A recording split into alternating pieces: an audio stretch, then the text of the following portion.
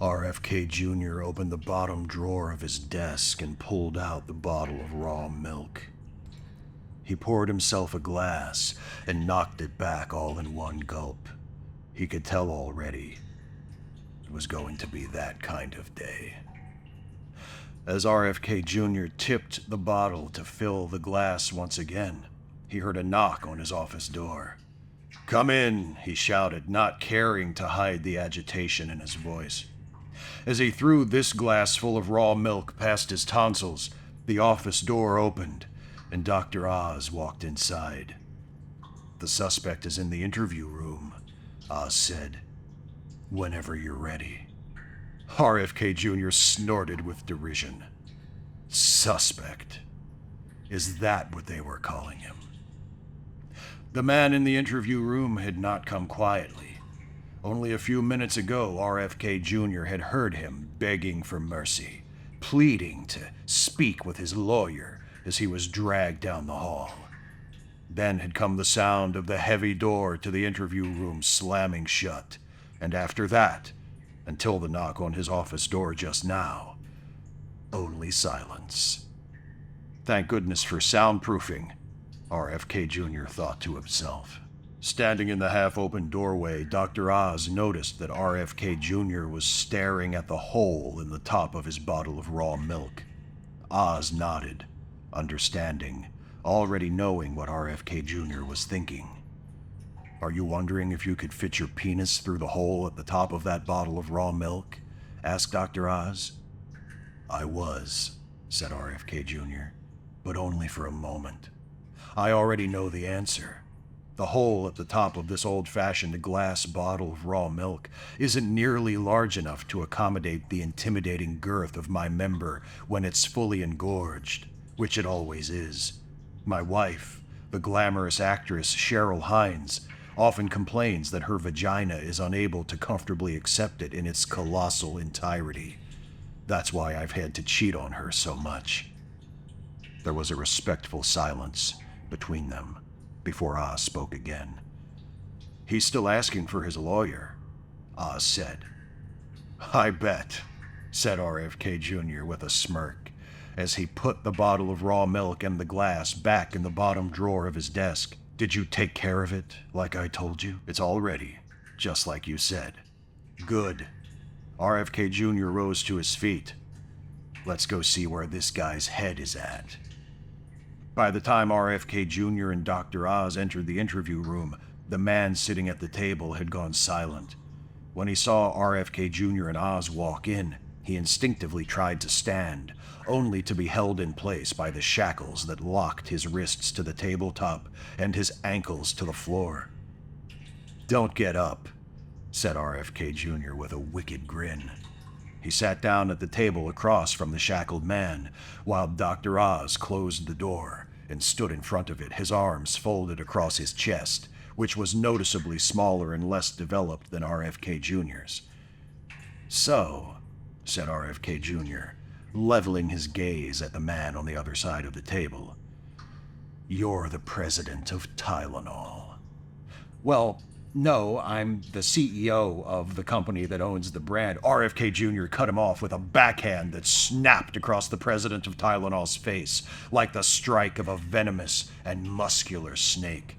The blow drew blood, both from the president of Tylenol's mouth and from RFK Jr.'s knuckles, which were like lock nuts screwed onto thick, heavy bolts, but only in terms of size, because they still bent like normal knuckles.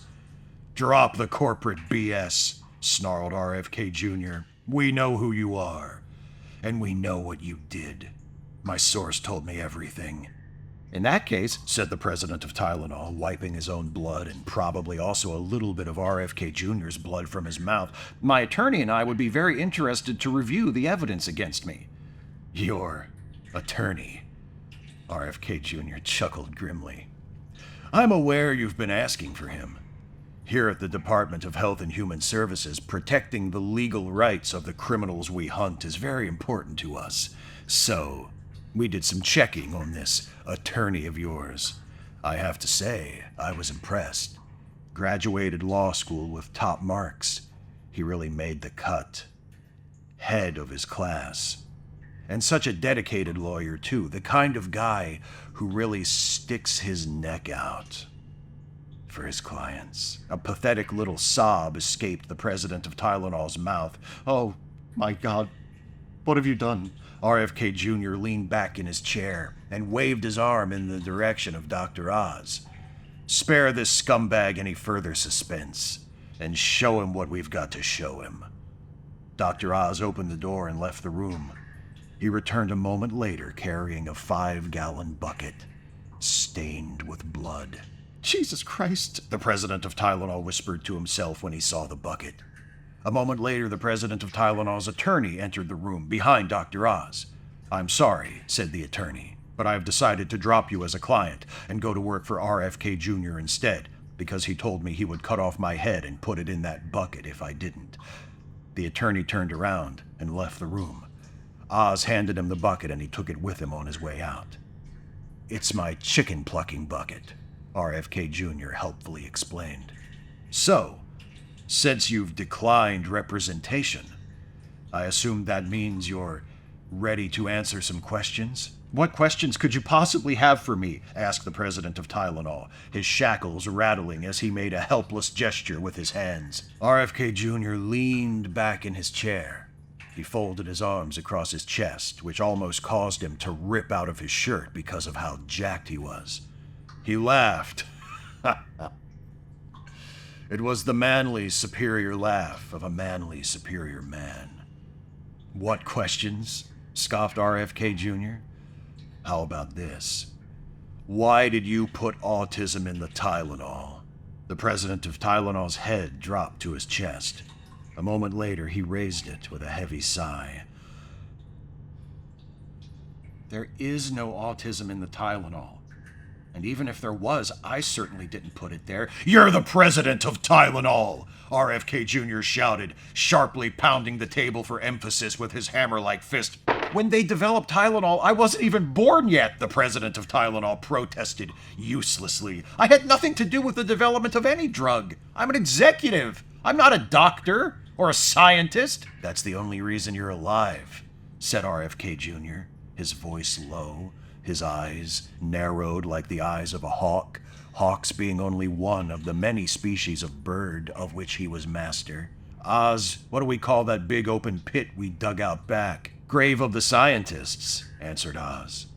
"Grave of the Scientists," RFK Jr. repeated to the president of Tylenol. "Does it remind you of the title of that film, Grave of the Fireflies?" "No," said the president of Tylenol. "I've never seen it." "Don't bother," said RFK Jr. with a disgusted shake of his head. "It's just some sob story to trick you into feeling bad for the Japanese. But it didn't work on me. I still don't." The president of Tylenol tried to seize the silence that fell between them just then. "You know," he began, clearing his throat, "we've had to refute claims about the safety of Tylenol before. I can assure you there is no link between Tylenol usage and autism whatsoever. I can show you clinical studies establishing..." RFK Jr. reached across and smashed the president of Tylenol's face into the table, shattering his nose in an explosion of blood, like someone had just popped a water balloon, only one filled with blood instead of water. "I'm not interested in your clinical studies," RFK Jr. said calmly. "My source told me your clinical studies are bullshit." "Fuck!" cried the president of Tylenol, his arms straining against the shackles, trying in vain to wipe the blood out of his eyes. "Oz, get this guy a towel," said RFK Jr. "He's making my table look like the inside of my chicken plucking bucket." Dr. Oz stepped out of the room and returned a moment later with a white towel. He pressed it against the president of Tylenol's face, wiping and dabbing away the blood. Then he gripped the president of Tylenol's dislocated nose through the towel and snapped it back into place. The president of Tylenol let out an agonized howl that made RFK Jr.'s penis throb against the fly of his pants. "It's all right," Oz said to the president of Tylenol. "I'm a doctor." "A real doctor," RFK Jr. added. "The kind who knows you heal sickness naturally, with raw food and heroin, not with drugs." The president of Tylenol inhaled and exhaled slowly through his mouth. He stared at the table, carefully considering his words. "What is it you want from me?" RFK Jr. stared at him like a lion staring at the antelope he was about to devour. Did lions stare at their food like that? This one did. "Names," said RFK Jr. after a moment. "Who put the autism in the Tylenol?" "I can't tell you that," said the president of Tylenol. "Why not?" demanded RFK Jr. "Who are you protecting?" "No one," said the president of Tylenol. "I can't give you a name because there isn't one. Tylenol doesn't cause autism. There is no autism in Tylenol, whatever that even means." RFK Jr. leaned forward, his massive arms outstretched, his meaty palms flat against the table. "My source says different." "With all due respect to your source, they don't know what the hell they're talking about." RFK Jr.'s face broke into a wide, vicious grin. "You'd like to think that, wouldn't you? This would all go so much better for you if it turned out there was nothing to all this autism and Tylenol business, wouldn't it? Well, unfortunately, Mr. Tylenol, my source does know what he's talking about, because he gets his information firsthand." "From where?" the president of Tylenol asked, setting his jaw in a futile display of defiance. RFK Jr. stood up and leaned across the table. The president of Tylenol instinctively drew back, braced himself for the imminent blow, but instead of striking him, RFK Jr. simply reached out with one arm and touched the tip of his index finger to the president of Tylenol's forehead. "What was that? What's that mean?" asked the president of Tylenol, confused as RFK Jr. sat back down. "He knows what you know," said RFK Jr. "He's been in your brain." Suddenly it dawned on the president of Tylenol what RFK Jr. was saying. "No," he whispered, whatever blood he had left after the shattering of his nose now running from his face. "But you said... you told everyone he was dead." "I did," RFK Jr. chuckled. "I did tell everyone he was dead. That's what he wanted everyone to think, so he could continue to do his work and crawl into all your rotten heads and chew through your stinking brains and come out with all of your putrid little secrets."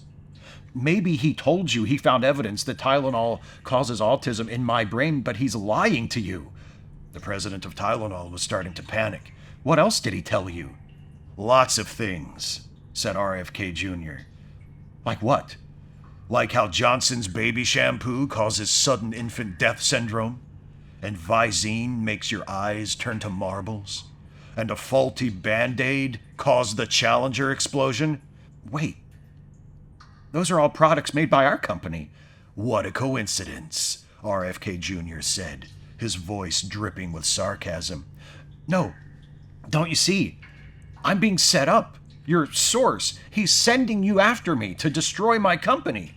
RFK Jr.'s eyes narrowed again, this time more like a peregrine falcon, which is sometimes informally referred to as a hawk, but isn't one, taxonomically speaking. "Why would anyone want to destroy your company if you're so innocent?" he asked. "To protect himself, of course," the president of Tylenol insisted. "Listen, we're developing a new drug. It's a next-generation treatment for neurocysticercosis." "Save your fancy vocabulary," growled RFK Jr. "I haven't got change for your $10 words."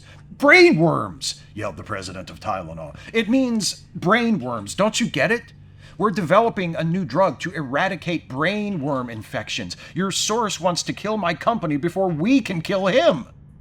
RFK Jr. nodded thoughtfully. He turned to his partner. "You hear that, Oz?" he asked. "Sounds like Mr. Tylenol here just confessed to conspiracy to commit murder." Oz gave a sad shake of his head. "We'll have to add that to the charges on top of all those counts of domestic terrorism." Domestic terrorism? Exclaimed the president of Tylenol. That's what we call it when you poison unborn babies with autism in the United States of America, said RFK Jr., standing up from the table. Get used to the feeling of chains on your wrists and ankles, because you're going to be locked up for a long, long time.